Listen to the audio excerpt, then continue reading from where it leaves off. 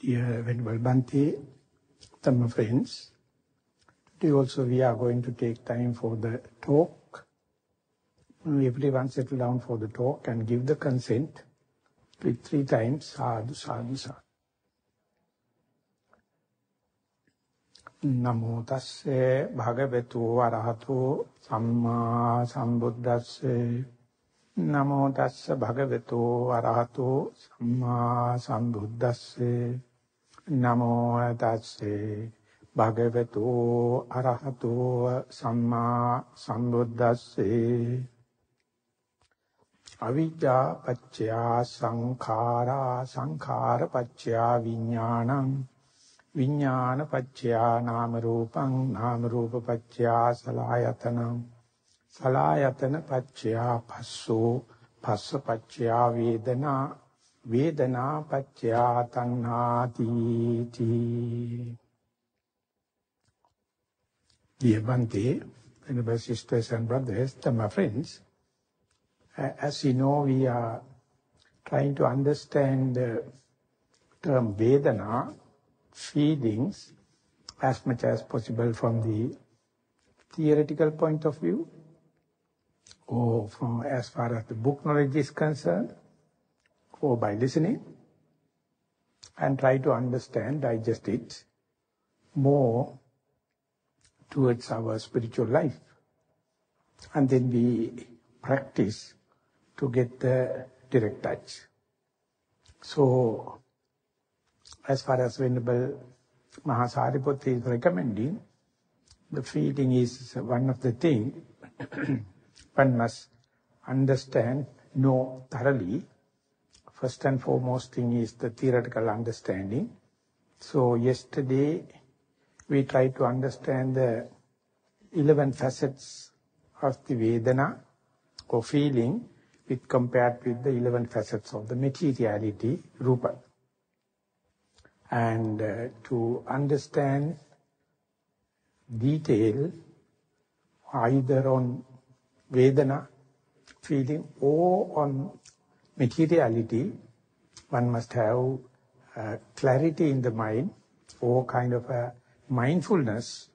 So we take first materiality as an object, or as the primary object, or as the pivotal point, and with that we learn the different aspects of the materiality, different shapes, different manners, and meanwhile make sure we are face to face with that particular matter, particular object, particular reference point. Once the mindfulness is intact, mindful becomes somewhat steadfast, we can go detail into the materiality, so to say the 11 facets, and with that background knowledge, we can go into the mentality or non-materialistic part, starting with Vedana or the feeling. Having covered, today I thought of taking Vedana from the Paticca Samuppada, from the dependent origination point of view. It is a kind of a chain reactions happening in our mind, behind the screen, up to our sensuous knowledge, and accordingly the senses, 6 senses going to work. So what is happening in the sensuous sphere is just like the tip of the iceberg. So underneath there are some mechanism, preliminary mechanism, chain actions. That part the Buddha himself experienced it and put into words, or we can say into book knowledge, and that is a necessary part for someone to understand what is happening above the water level at the tip of the iceberg. So up to the Vedana, avidya, the ignorance, giving the base for sankhara, that means our volitional and willful action. And whenever we get involved in this phenomena with our will, with our volitional activity, the consciousness is going to take upper hand. Sankhara paccaya vijnana. Whenever consciousness takes the upper hand, it starts split and rule game. So split the phenomena into materiality and mentality. This is the starting point, and later it is many ways it go on splitting, sectarianism and all the kind of thing. And whenever vijnana give the hiatus, or vijnana catalyze this division of nama and rupa, materiality and mentality, it goes into 6 sense bases, salayatana, and we get different kind of contacts. Eye contact we see, and the contacts of the ear make us a listener out of one person, and nose, tongue, and bodily tactile sensation, and then thinking, we make a seer, listener, person smelling, tasting, touching, thinking, and by that time it is well diversified. Whatever we are going to avenue it with, whatever we are going to get touch with, whatever we are going to confront it with, we are going to feel. So that means the contact leads to the feeling, and once whatever we feel, by default, we get attached. So this is the first and foremost cause for this samsaric suffering, the attachment. Of course, this is not the end of the dependent origination, tanna paccaya upadana, upadana paccaya bhava. It continues and gathering the momentum. That part we can see by our deductive knowledge, by our direct touch. But up to the Vedana, it is the matter of knowledge of the Buddha. So for that we have to have some faith. We have to believe this is how it happens. Once it comes up to the Vedana level, the feeling level, then onward you get attached into whatever you committed with, confronted with, and that is also need some explanation. Because not only the attachment creating problem for us in our day-to-day life or in the samsara, the hatred also. So why the Buddha is putting only the attachment as the primary cause, and due to the Vedana, the attachment going to happen. When you keep on analyzing, you can see the hatred is the shadow of the attachment. The attachment has its negative part, that is hatred. So whenever hatred arises, you get mentally and physically sick. And whenever you are not going to get desired attachment, the hate is the natural cause. Too much of attachment leading to too much of hate. And hate is the negative part, like, just like in matter and antimatter like, or thing and a shadow like. But in our emotional world, the attachment and hatred appear like a black and white difference. But both of them are happening due to this Vedana or feelings. So we have to understand the immediate cause, proximate cause for the Vedana is the attachment, and by default, Vedana gives rise desire, attachment. So when that happens, you are in the momentum and you are ever in samsaric journey. Before Venerable Maha Sayadaw in Burma, there was another meditation system. It was also at the national level called Moguk Bhavana system, and they are very specialized. For my understanding, it is too much theoretical, but anyway, they are specializing on this dependent origination. They say Vedana gives rise to Tanha, that means attachment leading to, feeling leading to attachment as far as you are not aware, as far as you are unmindful, and as far as you are unprepared. The whole practice and our facility, whatever we are facilitating is not let that Vedana by default go into Tanha, by vigilance, observation, lead that Vedana to Panya, understanding. So whenever Vedana arises, maybe in sitting, or in walking meditation, or maybe in day-to-day activities under retreat atmosphere, or maybe at your home, or maybe when you are in the marketplace, wherever may be, whenever a feeling arises, if you are not aware, if you are not vigilant, naturally it is leading to tanha, that is to say desire.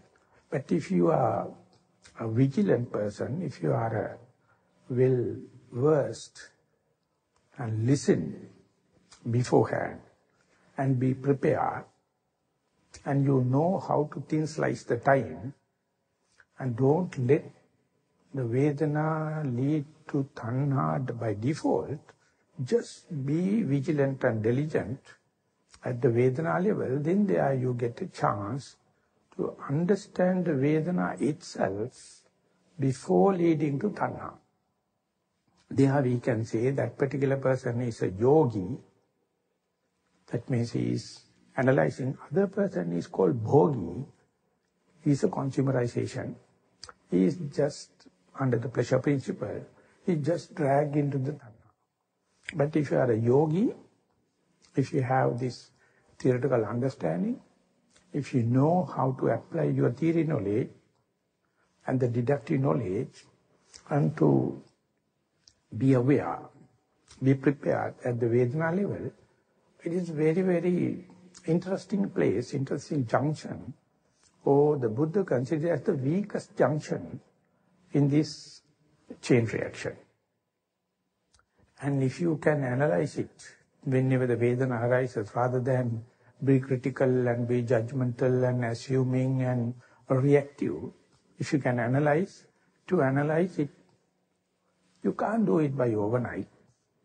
You can't do it without trial and error. For that analysis, you must have theoretical understanding, how it works, according to book knowledge, according to theory understanding. And then you have to observe, analyze, deduce, can it possible?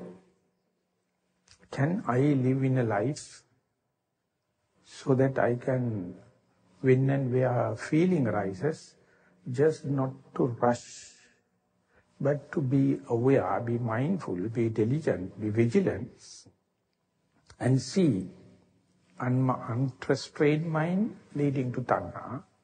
If I can understand how the contact leading to feelings, at the feeling level, if you can be vigilant, you can understand how the contact lead to the feeling, and feeling leading to tanha. That very understanding is the most important thing, and that makes the difference. So in the canonical teaching, there are a lot of suttas.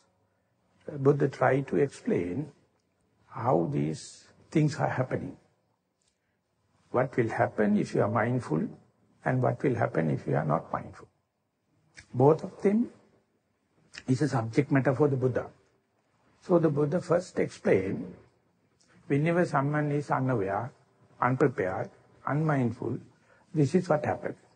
So we can remember our past before we become mindful.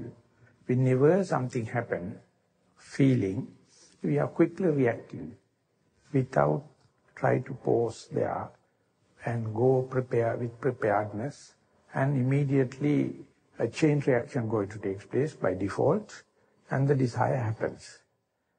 To do the experiment under your very nose, one thing is very important, that is, let the same mistake happen under the light of mindfulness. That is the part the moralist can't do it. If it is so, you are naturally will be very emotional, very, very reactive, very, very assuming, expecting feelings to not to arise. So the Buddha considered this as a very foolish kind of expectation. Instead he says, so far in our life, so much of things happen by the chain reaction, the feeling happen, and then automatically we go to the desire. And let it happen under the light of mindfulness, and you must have another kind of a perspective. You have to look at the phenomena as and when it happens, as if happening in another person. You are like a third person. So this is the part very difficult for a moralist. So religious people, disadvantages, because they are already binding with their disadvantages with preconceived ideas. So therefore they think this very experimenting, how the Vedana leading to Tanha itself is something wrong, because Tanha is wrong, Tanha is bad. But when Sariputta is indicating, Tanha can lead to many ways under the light of mindfulness, one path, without mindfulness, another way. So therefore, what about letting this chain action happens with vigilance and diligence and mindfulness and preparedness? When it is happening, exactly the same way it is happening for the males and females. Exactly it is happening for the Buddhist and non-Buddhist, ordained and unordained, learned and not, rich and poor. So therefore, it is not restricted area for only a category. Everyone can do it. But by looking at the general understanding, very, very little percentage of people have the basic theoretical understanding, have the preparedness with the rational knowledge and deductive knowledge, and bold enough, rational enough, radical enough to look from the feelings to tanha, or feelings to desire. When it is happening, many get involved, many get discouraged, many get emotionally involved, committed. Then onward, the observation and the interpretations are completely biased. So you have to sympathize yourself. At the early attempts, it is the case. So again you have to discuss. Again you have to replenish, refresh your theoretical understanding. And rational understanding, go again. Because it is happening 1,001 times during one sitting, during one walking session, or during 1 hour, whatever it may be. So enough chances are there. So therefore, first you have to understand Vedana Paccha Tanha, Vedana Paccha Panya. The feeling can lead into desire whenever you are not mindful. Feeling can, if you can observe it, you can make sure feeling can lead to knowledge. Vedana is being known as Vedaya. Before the Buddha, there were 3 baskets of knowledge, they call Trivedaya. That's called knowledge. Maybe they have little mastered this part. Or whatever may be, Vedana, the Veda, the root, gives rise to the feeling as well as for the knowledge. That knowledge is under your very nose, here and now knowledge, how Vedana leading to Tanha. And when and where you know this mistake, default, That is the answer. There is no separate other medicine. There is no other tablet. There is no other operation. There is no other external thing needs. You have to understand how Vedana leading to Tanha. So there, you have to look at your own Vedana as if someone, second person. So I give an example. I don't know how much you all are cricket fans. In Sri Lanka, people are crazy about cricket. I don't know, even though I am a Sri Lankan. So earlier in the cricket field, there was a lot of questions because the umpire and the leg umpire give the judgment, and the defeated part says the judge is biased. And he is from the home team, and he is biased to the home team. We are the visitors, so we are disadvantaged. So everlasting questions. And few decades ago, they introduced the third umpire. Third umpire is the TV camera. TV camera is observing from different points, perspectives, and if both the parties are quarreling each other, and if the leg umpire or the chief umpire can't give the final verdict, the video clip is generally definitely going to give the final verdict, because it do not carry human error. It just report. So if you put the action replay slow motion, everyone has to action. So video view is the mindful view. You have to look at yourself as if you are in front of a camera. And you can't challenge it. That mindfulness is very fair. It is not human. It has no human error. That is why some people are frightening to put mindfulness in front of. So, before the mistake happens, or before the event happens, the camera must be ready from the different perspective. Likewise, when you are in sitting, whenever feelings going to happen, other than your primary object, definitely mind will run into other feelings or other objects. When and where that happens, the meditator considers it as something important event or something critical, and there are some complaint telling that my mindfulness is not no more, it is gone from the primary object, and get depressed, get discouraged, get disheartened. And that, due to this discouraged and disheartened situation, your mind become agitated. So Venerable Sariputta is asking, whenever such a thing happens, can you understand the mindfulness change the track? But main thing is not to worry. Just see, earlier your mindfulness or your attention was with the breath, so to say. And now it has gone to a sound, or gone to a pain, other part, bodily pains, or maybe some thinking. Whenever it happens, you to be aware something wrong somewhere, without a regret, or without remorse, without getting depressed, upset. That is what called whole of your experience, maturity of the past.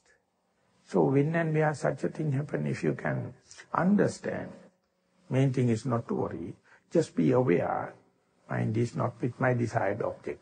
It has jumped from the main track to the side track. And very knowledge is important as far as it is not mingled with, it is not added with disappointments or depression. Therefore, Venerable Sariputta says, Pamade na kampati iti satibala. Whenever pamada happens, that means negligence happens. Whenever mishap happens, na kampati iti, don't get shaken. Don't get discouraged. Don't underestimate yourself. Don't underestimate even the mindfulness. That is what you call the power of mindfulness. You develop the mindfulness up to the level, even if it is change the track, go to another feeling, or another object, just be aware without getting panic or depressed or disappointed. Then only you can think about the present moment is more vulnerable with defilements, astray, bewilderment, daydreaming, fantasizing. If I can go back to the primary object, I am again at the safe haven.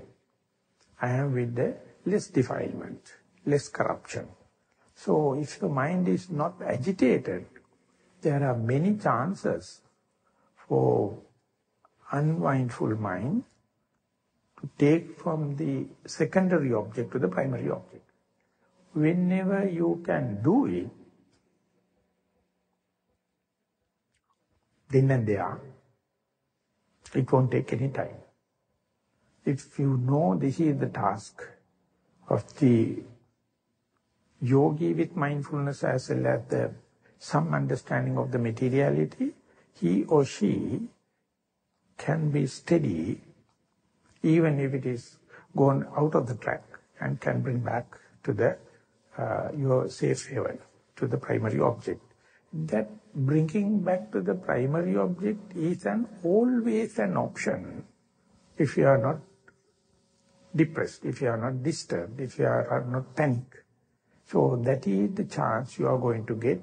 Not let the feeling lead to tanha, but let the feeling leading to knowledge, understanding how the mind is working.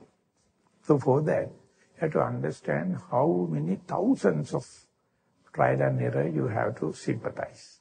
Let the mind to run away, no problem. Running away is not the problem. How to take it from that astray mind, bewildered mind, from that to the primary object.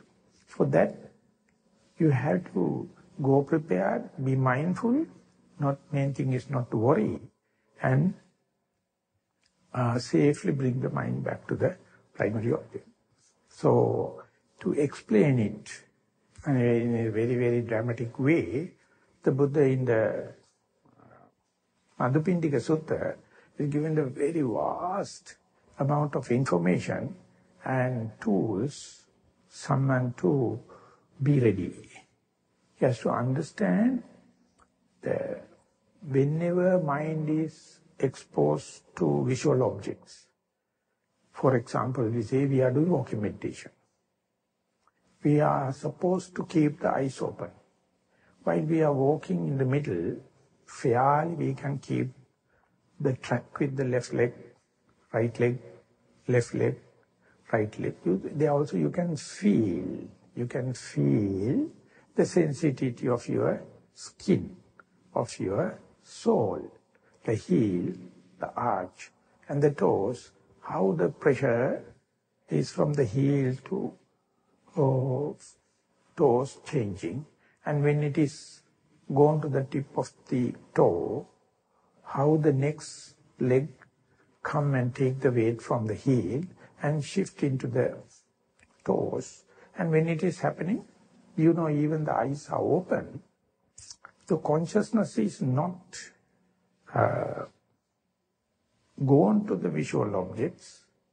Even if it is happening, you keep the track of the left leg and the right leg.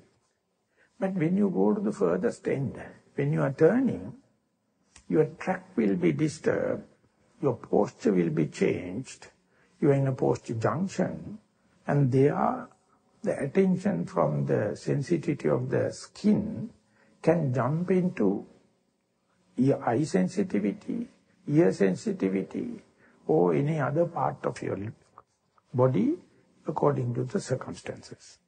So we'll take an event whereby at the end you see something, maybe special to the Chuanyan monastery, or kind of a special kind of a bird, or special kind of a flower, or special kind of a butterfly. Whenever it happens, if you can understand my consciousness earlier, it was with the sensitivity of the skin, the soul. Now it is with the sensitivity of the eye. So under such circumstances, the visual object come and strike upon the sensitivity of your eye, and the consciousness leave your skin sensitivity and give support to the eye sensitivity. Whenever the object and the eye sensitivity and the consciousness come together, you becoming a seer, not a walking meditator. So whenever this changing of the, shifting of this channel change take place, how much should you be? One must be diligent to see the changing of the channel from the body sensitivity, skin sensitivity to the eye sensitivity. So whenever it happens, you must understand, according to the theory of the Buddha giving in this particular sutta, namely the Madhupindika Sutta, Chakkuncha paticca rupecha uppajjati chakku vijnanam. The particular object at that time, avenue, it becomes a strike element and come and strike on the base. Base become your eye sensitivity. Then the ignition happen that you becoming a seer. You see. To support that, the consciousness leave the body sensitivity and become the eye sensitivity. So this is what theoretically called the contact. Eye, visual object, and the consciousness come in contact. Even if it happens for a split second, it can't make a change. It has to happen number of split seconds to gather the momentum. Then only it can really break your attention from the leg to the eye.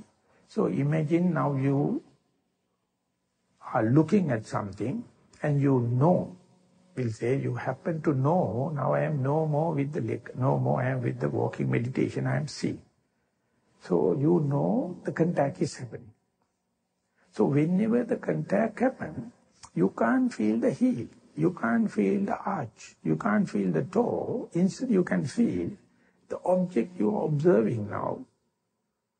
So thinna sangati passo, passa pacca vedana. Whatever you are going to contact, wherever the contact leads you, is the feeling. So as the contact, as the primary cause, proximate cause, feeling arises. The early also you were with the feeling, that was we call the primary object feeling. Now you are in the secondary object, seeing, and this feeling leads to the yang vedeti sang sanjanat. You are going to cognize it. It comes and strike in your cognition. It's a beautiful bird or beautiful butterfly or beautiful flower, whatever it may be. And instead of going back to the primary object, instead of going back to the feeling of your toe, there's a kind of underlying tendency, there's a kind of directed disposition. This bird is more beautiful, bird is more attractive. Then you recognize it. Whatever you cognize, you will recognize. Is this cognition changed into recognition by your will, or by your volition, or is it a pre-planned thing? And if it is not so, it is whose agenda? How that the neutral object like feeling of the heel, toes and arch, changing into the seeing and colors and the shape, and there it appear, the color and the shape of seeing appear much juicy, much sappy, and there the directed disposition is leading. There you can see you cognize and recognize. Cognition is very innocent. Recognition is the culprit. So you have to catch it at that level, knowing that you are unmindful, you can come back to the leg. And you can recognize the feeling of the heel. Instead you are going to recognize the seeing thing. So they are kind of a volitional activity going to come into being, but at the beginning, it may be your character trait, it may be your habituation, it may be your preconceived things, and ultimately you find more than walking steps, the visual object appear more attractive, more juicy. So argument you can put is the feeling of the heel, feeling of the arch and toes is so boring because you are doing repetitively. Therefore, mind is waiting to jump out. Whenever another kind of contact happens, it often goes to that one. And it is something you do, or is it happening to you? If it is so, if you are unmindful, what is the default? How it is going there? Always going to object which is more defiled, more with defilements and frills and thrills and pleasure principle. This is what it happened. So that is why moralists are becoming very upset. They become depressed and disheartened, telling, oh, my mind is unruly. We can't keep track with that innocent, verifiable, neutral object. It is my primary object. Now it is with the secondary object, and it is with full of defilement, and it is very juicy, and it is very sappy. Oh, how the hell I can prevent my mind from going from neutral object to this juicy object, undefiled objects to defiled objects. Like, if you are going to get entangled with that kind of a thing, so much so you become delayed. So much so you become negligent. You must be very vigilant. You must be very diligent not to entertain that kind of a self-accusation, not to entertain that kind of a moralistic kind of argument. Instead, give a fair chance and see now two objects available, either visual objects or your leg. And if you theoretically know, as far as you are with the primary object, less defilements and fairly under control. As far as you are with the visual object, this came all of a sudden, and mind has given upper hand, and it is beyond your control. How quickly, how patiently, how innocently you bring back attention from this colorful, dramatic thrills to the neutral object. That is the point where the discipline happen, or we can call a restraint happen. It is not moral restraint. You have to understand this restraint is beyond or top of the moral restraint. So this is leading you furtherance to, as far as the mindfulness is concerned. So they are without regretting. Imagine you can bring the mind back to the soul, bring the mind back to the heel or to the step. There, if you are not worrying and if you are not brooding upon the mistake, that is gone and gone, finished. You can back in the steps, walking meditation, and you can continue. Instead, if you are going to think positively or negatively on the visual object, sang vedeti tam sanjanati, whatever you feel, you recognize. Yang sanjanati tam vitakketi, you keep on thinking, this is a special kind of a bird, only happening in America. I only see that in the Chang'an monastery. What about taking a photo? What about taking a high-resolution photo? And kind of you can keep on daydream upon that. So whatever you are going to cognize, leading to repetitive thinking, and that is called papancha, or mental proliferation. So this is what the unrestrained mind do by default. So it is not your mistake, it is a human mistake or mistake of the human mind. Now you are witnessing it. If you are going to regret, you miss the bus. Instead, if you can be aware, this is what it happens. Whenever you are going to prolific thinking, you forget that you are with 8 precepts. You forget that you are walking. You forget you are here. And you are daydreaming. Keep on fantasizing on that. And that is what the commoner's mind, when he is at the supermarket. So much of things. And he is bewildered. He came to buy one thing. So he is bewildered to which brand. And sees 1,000 and other products. He will go back with the big shopping bag When you go back home only, you don't know why you are purchasing. So much of advertisements. You know the art of advertisement. Either you people are much better than me, because I am most living in the forest. But sometimes I also happy to go to shopping. So therefore I have to carry one of you. Otherwise I will get in trouble. I am in trouble. So this is adverting and advertisement. And each of us is a good advertiser. Our mind is leading to juicy things, more defiled things.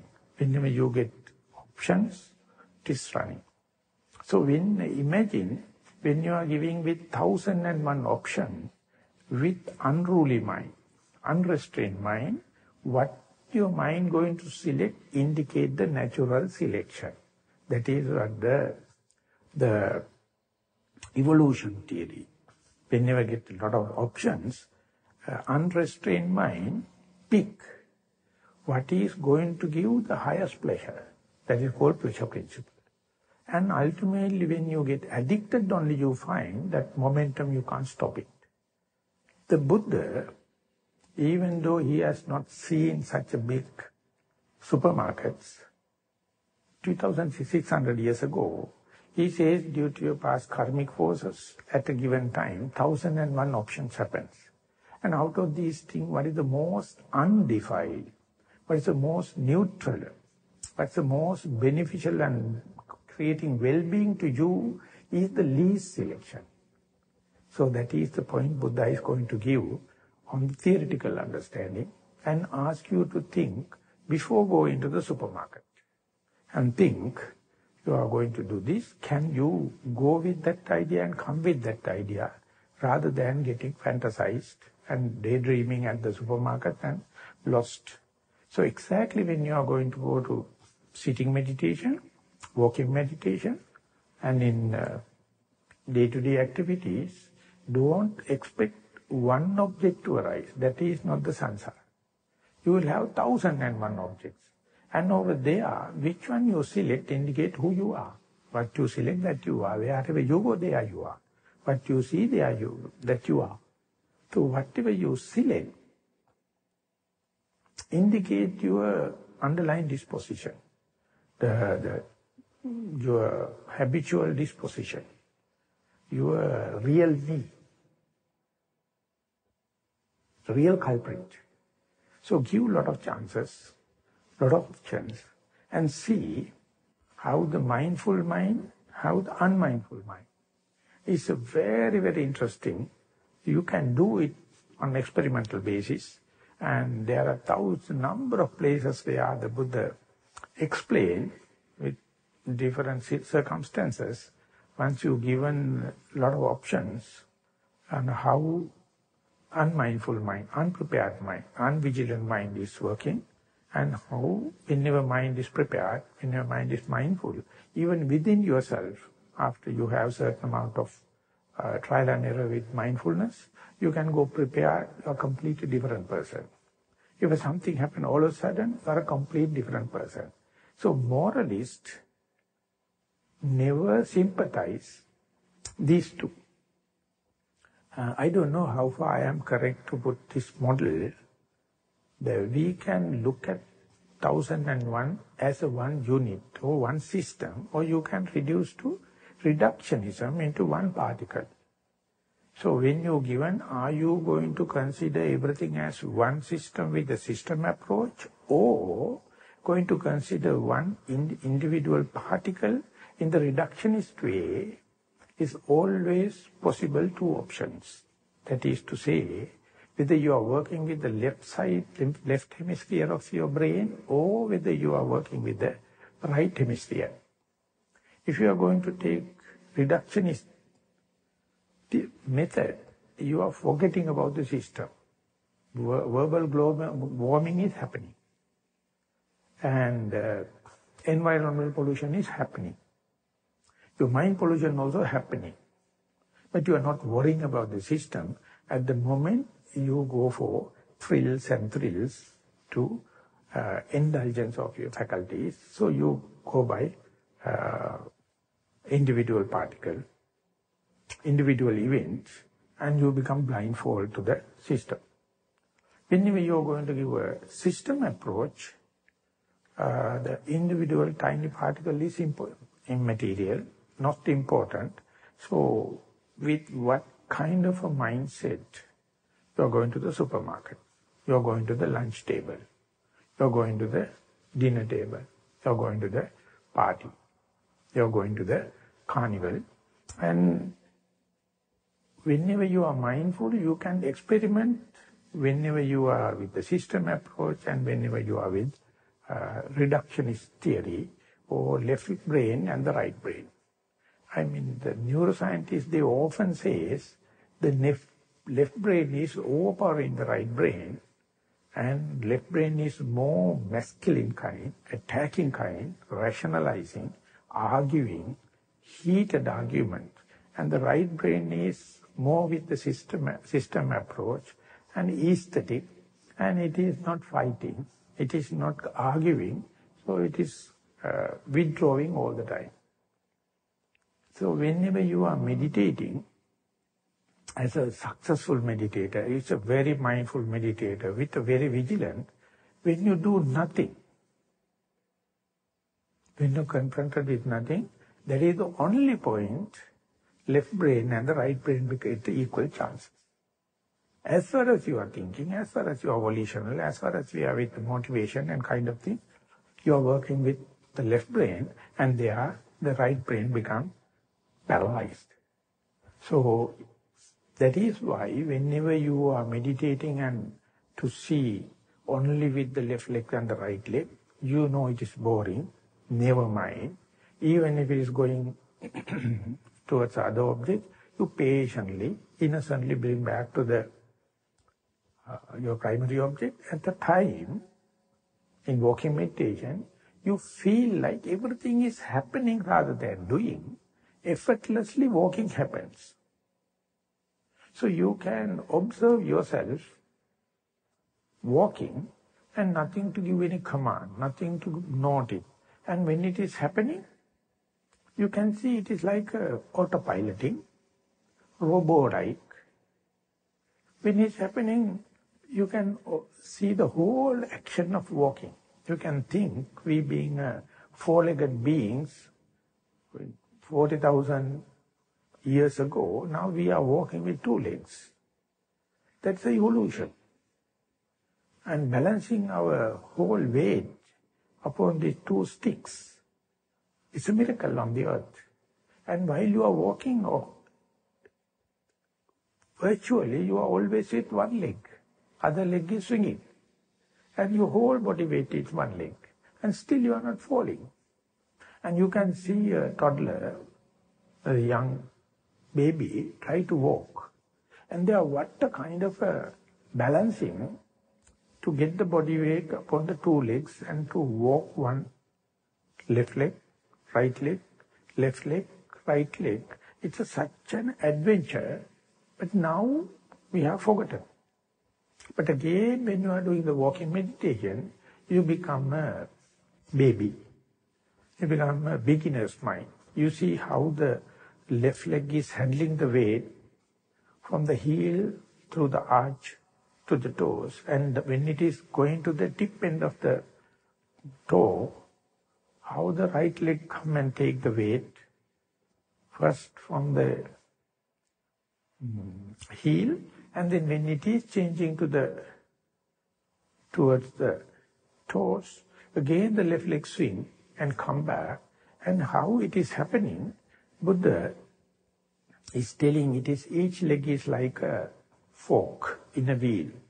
When the wheel is turning, how along the periphery the pressure goes, and how individual fork radius is changing the pressure from the periphery to the axle, and how the axle is taking the saloon or the car on the compartment. Likewise, the upper part of the body is our vehicle, and how walking happens. So whenever you try to understand, you see such a miraculous thing. Now imagine when you are climbing down on a hill, or climbing up on a hill, or when you are jumping over a depression. And each and every time, how is the balancing? And when it is happening, you can see at that time seeing happens, hearing happens, smelling, tasting, all the thinking happens. Still you keep the main track with the leg, or with the primary object, and feelings are there, and your restraint, your training, get a kind of a chance or ability to keep the track only with the touch. And when it is happening, not that others are closed. All the other sensations are bombarding. The visual object come and strike on your eye sensitivity. Sounds come and strike on your ear sensitivity. Nose, taste, other sensation of the body. And thinking, while to keep the track with the primary object or with the walking, is almost or more than a tightrope walking. So much of things happen, you are just keeping this thing. And more you go there, you understand people come and distract you, object come and distract you. Don't find fault with the object. It is your undisciplined mind, unexpected mind, unprepared mind becomes a come. So if you know the art, if you know the theory, if you know the rationalization and deductive knowledge, how it works, instead of finding fault with others, instead of accusing others, you will understand unrestrained mind can give you the biggest punishment. And not only that, that bloody mind is finding fault with others and coming out with so much of stories, so much of fabrication. So that is how the today media, all the media is fabricated. So what is happening there is unimportant to the particular people. And they make a news out of that. So exactly the way, whenever mind is unrestrained, it's very talkative. It is inner chatter. And ultimately, the Buddha is labeling it as papancha, or proliferation, inner chatter. So whenever you have the inner chatter, yam vedeti tang vitakketi, yam vitakketi tang sanjanati tang vitakketi, yam vitakketi tang papancheti, tato nidanam purisam papancha sanya sankha samudachara. He is getting involved, engulfed, and completely overpowered by your own storytelling. And they don't know, you are no more walking. You are not on the ground. You are in your daydreaming. And then the Buddha says, so much of defilements get upper hand to get into a stream of consciousness through your this eye sensitivity. And then you may be up to finding fault with others, using harsh language, fighting, all the things can happen. Mentally you are in a war. Mentally you are in an agony. So simply you can come back to the walking. You can come back to the heel. And there you are a very innocent person. You are a very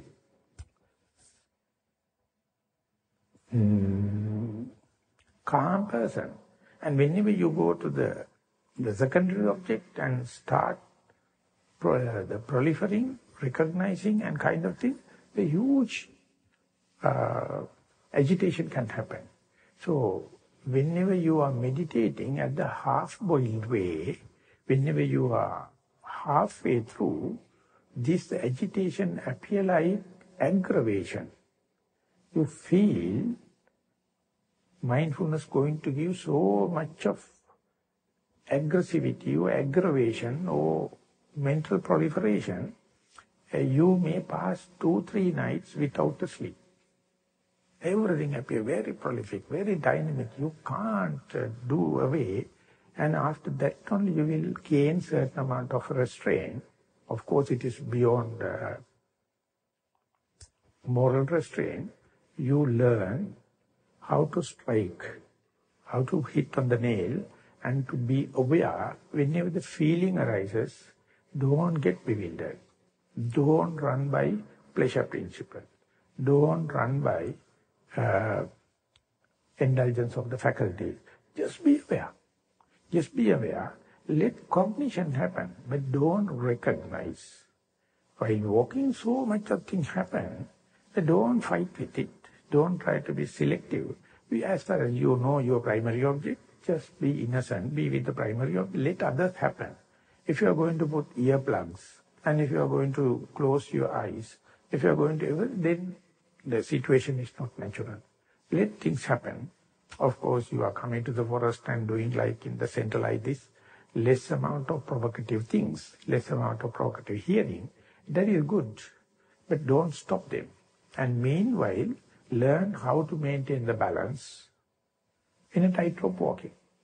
And of course, I need more time to go a little further into that. The main crux of the thing is, by your vigilance and the mindfulness, you are not stopping feelings, but understand which is more towards your well-being and which is more towards the fantasizing. Knowing that, see your ability to restrain as much as possible. Not let it go for mental proliferation and sensuous indulgence, and how possible, how much you can bring the attention back to the primary object, even though it is boring, even if it is monotonous, even if it is neutral, even if it is appear like unknown area like, when compared to the very attractive thing. That restraint is what we are doing specifically under the name of meditation. So mindfulness is the main tool, and you are going to a thin slice at the feeling level, and therefore you are very slowly doing something. You are doing very mindfully, and you are doing very silently. Because if it is so much of noise and other kind of thing, you will be distracted. So yogi practice SMS slowly, mindfully, silently, specifically in walking and other activities, and there you get more chances to see how feeling leads to desire and no restraint situation, and how feeling leads to understanding. Then and there, if you have vigilance and diligence, if you are mindful. With that remark, I would like to sum up the day's talk today. Thank you very much for listening. Sadhu, sadhu, sadhu.